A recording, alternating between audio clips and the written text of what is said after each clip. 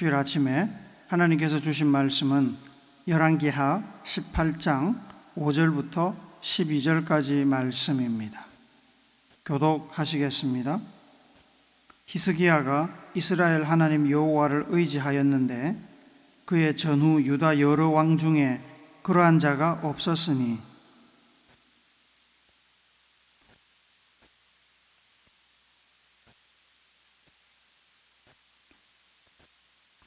여호와께서 그와 함께 하심에 그가 어디로 가든지 형통하였더라. 저가 아수르 왕을 배반하고 섬기지 아니하였고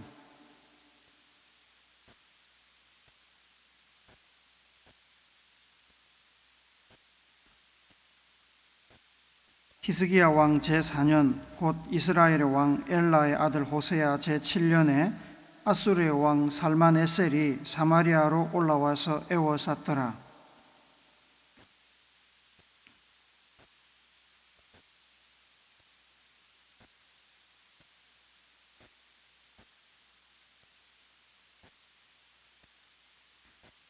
아수르 왕이 이스라엘을 사로잡아 아수르에 이르러 고산 강가에 있는 할라와 하볼과 메대 사람의 여러 성읍에 두었으니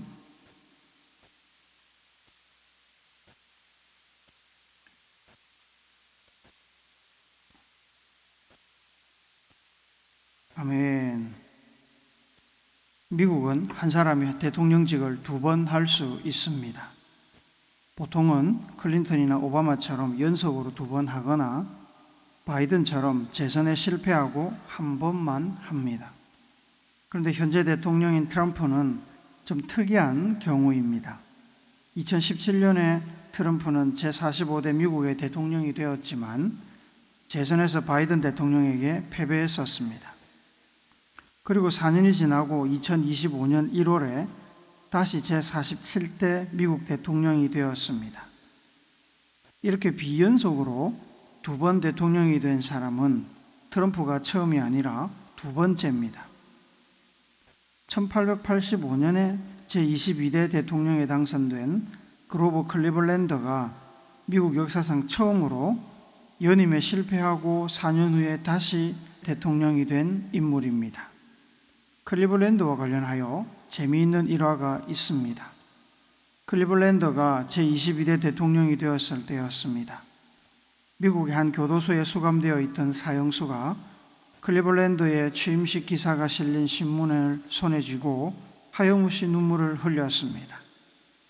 간수가 왜 우는지를 물었고 그는 씁쓸한 표정으로 대답했습니다. 사형수는 젊은 시절 클리블랜드와 대학교 동창이었다고 합니다. 어느 날 수업을 마치고 나와 둘이 함께 길을 가는데 교회의 종소리가 들렸습니다. 클리블랜드의 아버지는 일찍 세상을 떠났지만 뉴저지주 골드웰 지역에서 제법 명성 있는 장로교 목사였습니다. 클리블랜드는 친구에게 같이 교회에 들어가자고 제안했습니다. 그러나 그 친구는 거절했고 클리블랜드만 교회로 들어갔습니다. 클리블랜드와 헤어진 친구는 술집으로 향했습니다. 그날 이후로 두 사람의 인생길은 완전히 달라졌습니다. 클리블랜드는 변호사, 뉴욕주 보안관, 버팔로 시장, 뉴욕 주지사를 거쳐 미국의 대통령이 되었지만 친구는 파란만장한 삶을 산 뒤에 죽음을 기다리는 사형수가 되어 있었던 것입니다.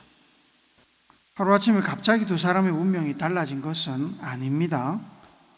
나비의 날개짓처럼 작은 변화나 차이가 나중에 엄청난 결과나 변화로 이어지는 나비 효과처럼 그날 교회와 술집으로 나눠진 두 사람의 작은 선택이 이후 두 사람의 인생 방향을 갈라놓았고 세월이 지나면서 대통령과 사형수라는 큰 차이를 만들었던 것입니다.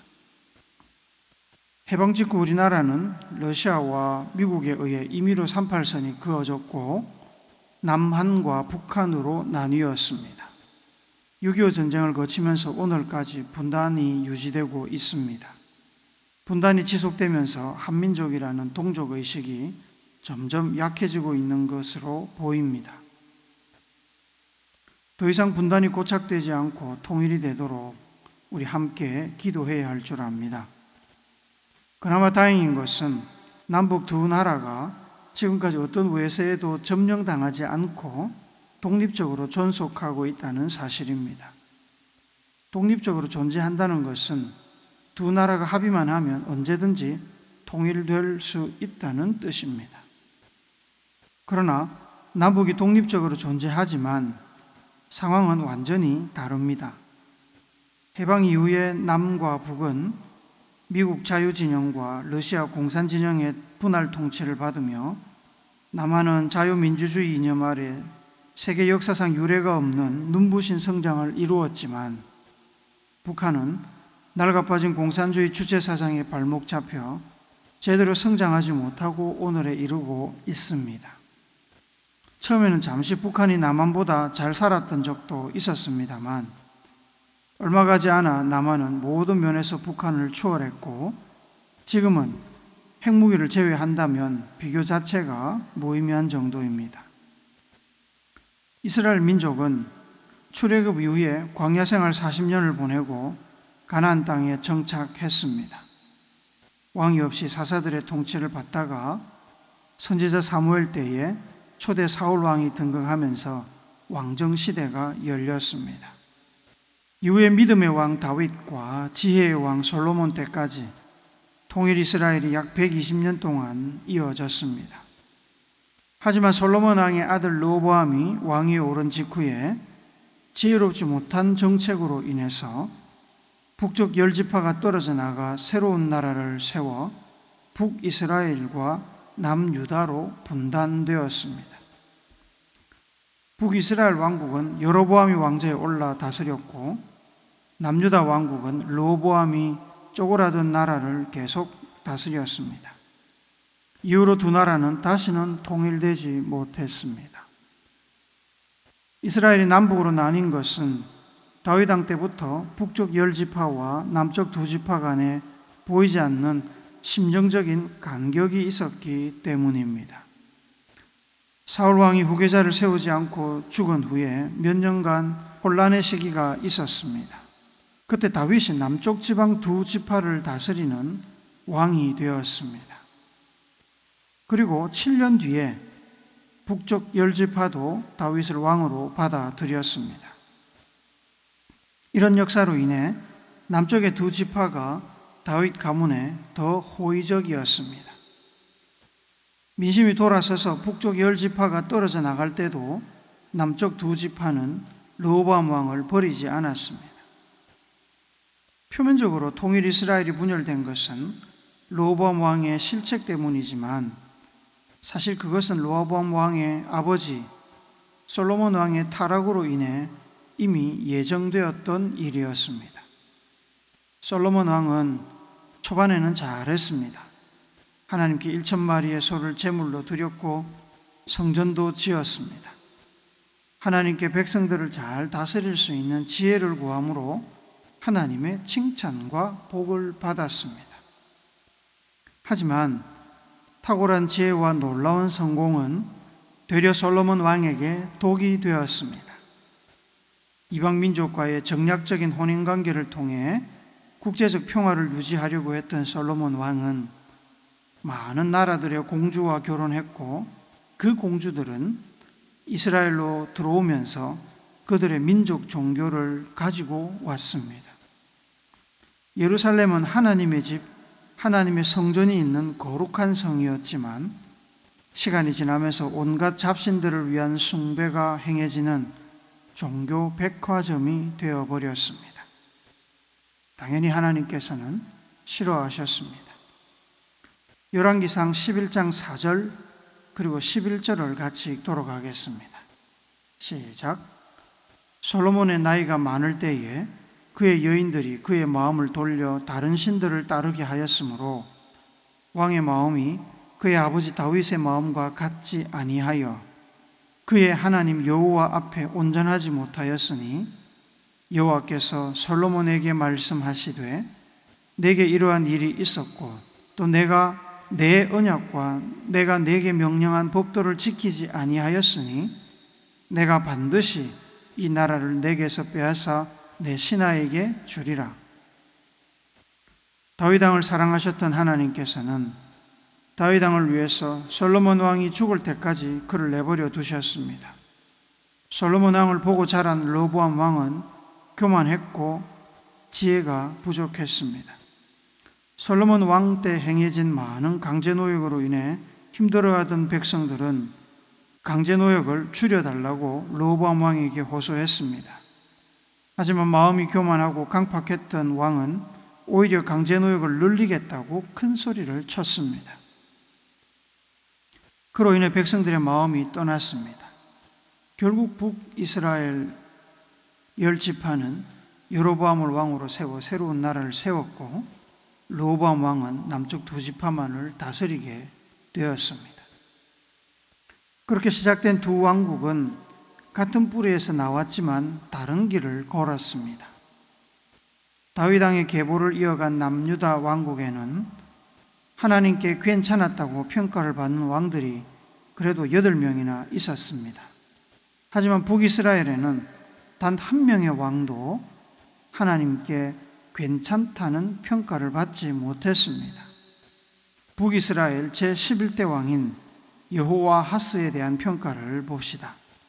열왕기하 13장 1절 2절을 같이 읽습니다. 시작. 유다의 왕 아하시아의 아들 요아스의 제23년에 예후의 아들 여호와하스가 사마리아에서 이스라엘 왕이 되어 17년간 다스리며 여호와 보시기에 악을 행하여 이스라엘에게 범죄하게 한 느밧의 아들 여로보암의 죄를 따라가고 거기서 떠나지 아니하였으므로 여호와하스 왕은 북이스라엘 왕국의 초대 왕이었던 여로보암의 죄와 악행의 본을 따라 행하며 거기서 떠나지 않았습니다. 이것이 북이스라엘 왕들에 대한 전반적인 하나님의 평가입니다. 하나님께서는 많은 선지자들을 보내어 경고하고 교훈하셨지만 북이스라엘의 왕들과 백성들은 하나님의 음성에 귀를 기울이지 않았습니다. 결국 하나님께서는 북이스라엘을 버리기로 작정하셨습니다.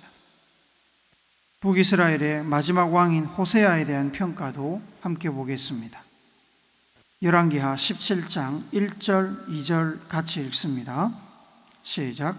유다의 왕 아하스 제12년에 엘라의 아들 호세아가 사마리아에서 이스라엘 왕이 되어 9년간 다스리며 여호와께서 보시기에 악을 행하였으나 다만 그전 이스라엘 여러 왕들과 같이 하지는 아니하였더라. 마지막 왕인 호세아 왕은 앞선 왕들보다는 나았지만 그렇다고 악한 길에서 돌이킨 것은 아니었습니다. 남유다에는 매우 훌륭한 왕들도 있었고 매우 악한 왕도 있었습니다. 북이스라엘의 마지막 왕인 호세아 왕이 아수르에 의해 포로로 끌려가며 북이스라엘이 패망할 때 남유다의 왕은 히스기야 왕이었습니다. 대제국 아수르의 공격으로 북이스라엘은 멸망했지만 북이스라엘보다 작은 남유다는 하나님의 은혜로 아수르를 물리치고 독립을 유지했습니다. 히스기야 왕에 대한 평가가 나오는 오늘 본문 5절 6절 우리 한 번 더 읽도록 하겠습니다. 시작. 히스기야가 이스라엘 하나님 여호와를 의지하였는데 그의 전후 유다 여러 왕 중에 그러한 자가 없었으니 곧 그가 여호와께 연합하여 그에게서 떠나지 아니하고 여호와께서 모세에게 명령하신 계명을 지켰더라. 하나님께서는 하나님과 연합하여 말씀에 순종한 히스기야 왕을 기뻐하셨고 그의 길을 인도하셨습니다. 7절은 여호와께서 그와 함께 하심에 그가 어디로 가든지 형통하였더라고 말씀합니다. 히스기야 왕은 나라를 지키고 왕권을 유지하기 위해 하나님이 아니라 아수르 왕을 섬기는 일을 멈추었습니다. 그리고 오히려 블레셋 민족을 쳐서 무찌르며 남쪽으로 영토를 확장했습니다. 남유다 히스기야 왕 제4년, 북이스라엘 왕 호세아 제7년에 아수르의 왕 살만 에셀이 북이스라엘의 수도 사마리아로 쳐들어와서 사마리아 성을 에워쌌습니다. 횟수로는 3년, 기간으로는 2년 정도 됩니다. 왕이 있는 도성을 2년이나 에워쌌으니 다른 지역은 말할 것도 없었습니다. 결국 사마리아는 함락되었고 호세아 왕과 이스라엘 백성들은 아수르 땅으로 끌려갔습니다. 아수르 제국은 민족 혼합 정책을 시행하며 제국 내의 다른 민족들을 사마리아로 이주시켰습니다. 북이스라엘 패망에 대하여 하나님께서는 이렇게 평가하십니다. 본문 12절을 세 번역으로 한 번 더 읽습니다. 시작. 이렇게 된 것은 그들이 자기들의 하나님이신 주님의 말씀을 듣지 않고 그의 언약을 깨트렸으며 주님의 종 모세가 명령한 모든 것을 순종하지도 않고 실천하지도 않았기 때문이다. 히스기야 왕은 하나님과 연합하여 승승장구하며 블레셋 족속을 쳐서 영토를 확장했고 나중에 아수르 제국이 쳐들어왔을 때는 하나님께서 친히 아수르 제국의 군대를 물리치시고 승리를 안겨주셨습니다만 같은 시대에 호세아 왕은 선대 왕들의 악습을 따라 하나님을 외면하고 악한 길을 걷다가 나라가 패망하고 포로로 끌려가는 비극을 겪었습니다. 북이스라엘 백성들이나 왕들도 남유다 백성들이나 왕들과 마찬가지로 이스라엘 민족 하나님의 백성들이었습니다. 다윗 왕은 남유다뿐만 아니라 북이스라엘 백성들 모두의 조상이자 본보기가 된 인물이었습니다. 하나님의 말씀 역시 그들 모두에게 있었습니다. 선지자들도 끊임없이 하나님의 말씀을 전했습니다. 그런데도 그들의 운명은 달라졌습니다. 그들이 가는 길이 달랐습니다. 하나님과 함께 간 길과 하나님을 외면하고 우상을 섬기며 욕심과 본능을 따라 간 길은 확연히 달랐습니다. 마치 서두에 예화에 등장했던 클리블랜드 대통령과 친구인 사형수의 삶이 달라졌던 것처럼 말입니다. 그런데 사실 북이스라엘의 비극과 같은 일은 특별한 것은 아니었습니다. 과거에도 있었습니다. 국가나 민족적으로 혹은 개인적으로 늘 그런 일들은 있어 왔고 하나님께서는 지속적으로 그들의 삶에 개입하셔서 경고하셨습니다. 갓 태어난 어린 아기를 다루듯이 상냥하게 말씀하시기도 했고 때론 하늘에 불을 내리며 무섭게 경고하기도 하셨습니다. 광야길에 하나님께서 모세에게 주신 말씀을 기록한 신명기에 보시면 하나님께서는 분명하게 경고하고 계십니다. 좀 길지만 신명기 30장 15절부터 18절까지 함께 읽도록 하겠습니다. 시작. 보라, 내가 오늘 생명과 복과 사망과 화를 내 앞에 두었나니 곧 내가 오늘 내게 명령하여 내 하나님 여호와를 사랑하고 그 모든 길로 행하며 그의 명령과 규례와 법도를 지키라 하는 것이라. 그리하면 내가 생존하며 번성할 것이요 또 내 하나님 여호와께서 내가 가서 차지할 땅에서 내게 복을 주실 것임이니라. 그러나 내가 만일 마음을 돌이켜 듣지 아니하고 유혹을 받아 다른 신들에게 절하고 그를 섬기면 내가 오늘 너희에게 선언하노니 너희가 반드시 망할 것이라. 너희가 요단을 건너가서 차지할 땅에서 너희의 날이 길지 못할 것이니라. 이렇듯 수많은 경고가 있었지만 북이스라엘 백성들은 하나님의 말씀에 등을 돌리고 패망의 길을 갔습니다. 더 안타까운 것이 무엇인지 아십니까? 북이스라엘의 패망을 지켜보며 안도의 한숨을 쉬었던 남유다 역시 북이스라엘의 패망을 보며 교훈을 얻었지만 하나님과의 올바른 관계를 계속 이어가지 못했습니다. 하나님의 수많은 경고와 질책이 있었습니다만 그 많은 기회를 다 놓쳐버렸습니다.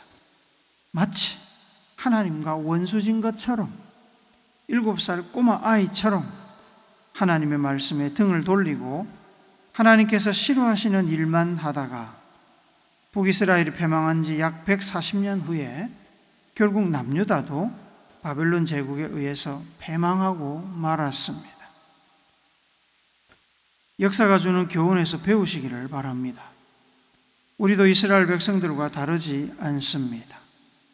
그들의 실수와 실패에서 배우지 못하면 우리도 그 길을 가게 되어 있습니다. 안타깝고 겁나는 사실은 역사가 우리에게 운명을 바꿀 선택의 기회를 알려주지만 우리는 역사에서 잘 배우지 못한다는 것입니다. 오죽했으면 이런 말이 있겠습니까? 우리가 역사에서 배우는 단 한 가지는 우리가 역사에서 아무것도 배우지 못한다는 사실이다. 그래서 역사는 계속 반복되는 것입니다. 사랑하는 오늘교 성도 여러분, 우리는 과거 이스라엘 민족처럼 남북으로 분열되어 있습니다. 처음에는 출발이 비슷했지만 지금은 북한은 매우 어려운 상황이고 우리는 많은 발전을 이루어 나름 잘 살고 있습니다. 우리는 계속 잘 살 수 있을까요? 확신할 수 없습니다. 우리 하기 나름입니다. 우리는 미래를 위해 현재 우리의 삶을 선택할 수 있습니다. 역사를 주관하시는 하나님은 복도 주시지만 벌도 주십니다. 승리와 성공도 주시지만 패배와 실패도 주십니다. 사람마다 나라마다 다릅니다. 하나님과 멀어졌던 북이스라엘이 망할 때도 하나님과 연합한 남유다는 승승장구했음을 기억하십시오. 그랬던 남유다도 하나님과 멀어지고 돌이킬 기회를 놓쳤을 때 결국 패망하고 말았다는 사실도 기억하시기 바랍니다. 복과 화, 성공과 실패를 우리 앞에 두신 하나님께서는 우리에게 어느 길을 갈지를 선택하라고 하십니다. 과거에도 백성들에게 선택의 기회를 주신 하나님께서는 오늘 우리에게도 선택의 기회를 주십니다. 하나님과 동행하고 하나님 뜻에 순종하는 길을 선택하시기를 바랍니다. 하나님과 말씀을 외면하고 떠나는 길을 선택하지 마십시오. 히스기야 왕의 길을 선택하시고 호세아 왕의 길을 선택하지 마십시오. 운명을 가르는 선택의 순간은 항상 우리 앞에 놓여 있습니다. 예수님을 선택하고 예수님을 따라가고 그분의 말씀에 순종하여 하나님의 뜻을 이루는, 그리고 주시는 복을 받아 누리는 여러분과 제가 되기를 길이 되어 주시는 예수님의 이름으로 축복합니다. 아멘.